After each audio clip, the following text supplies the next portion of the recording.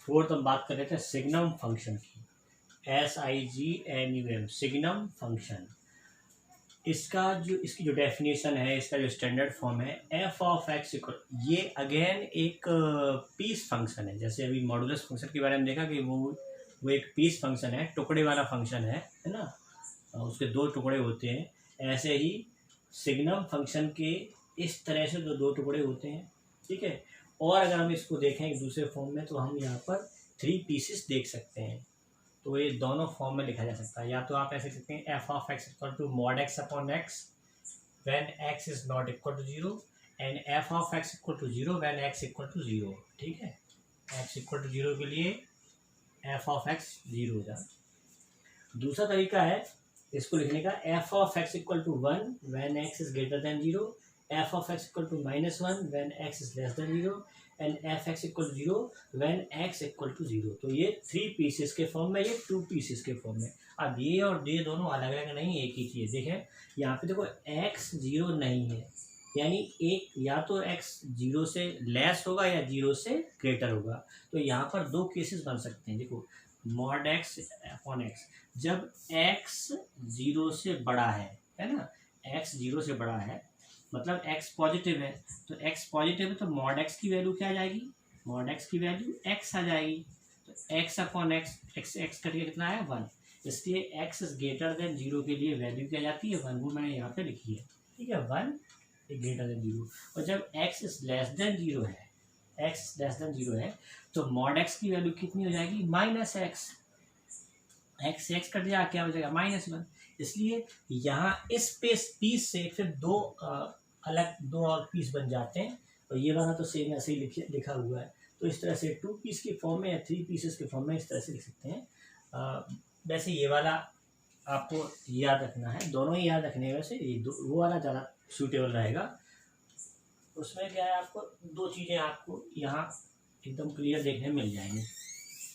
एक तो उसके तीनों पीसेस समझ में आ जाएंगे, है ना, जिनसे आप ग्राफ आसानी से बना सकते हो। दूसरा आपको ये पता चल जाए कि उसके रेंज में कौन कौन से एलिमेंट हैं। क्योंकि डोमेन की बात करें, इसमें डोमेन क्या हो सकता है, x के प्लेस पे कोई भी रियल नंबर लिख सकते हैं, है ना। x = एनी रियल नंबर के लिए ये फंक्शन डिफाइन है, तो ये इसका डोमेन तो रियल नंबर हो गया। अगर हम रेंज की बात करें तो इसके रेंज में ओनली 3 एलिमेंट होते हैं। कौन कौन से, -1, 0 और 1। वो कैसे, वो उस फॉर्म से, फंक्शन के उस फॉर्म से हमें समझ में आ रहा है। देखो x के प्लेस पर कोई भी नेगेटिव नंबर लिखेंगे तो ये वैल्यू आएगी। पॉजिटिव नंबर लिखेंगे x के प्लेस पर कोई भी 1 2 3 4 5, कोई पॉजिटिव नंबर लिखेंगे 0.5, इरेशनल लिख सकते हैं। x = √2 भी लिखेंगे तो भी बनाएगा, x = √5 लिखेंगे तो भी बनाएगा। कोई भी पॉजिटिव रैशनल या रैशनल नंबर लिखेंगे तो इसका जो आउटपुट है बनाएगा। और अगर कोई नेगेटिव रैशनल नंबर लिखते हैं तो रैशनल नंबर लिखते हैं तो आउटपुट माइनस बनाएगा। और x = 0 लिखते हैं तो आउटपुट 0। तो 3 एलिमेंट आ रहे हैं, -1, 0 और 1।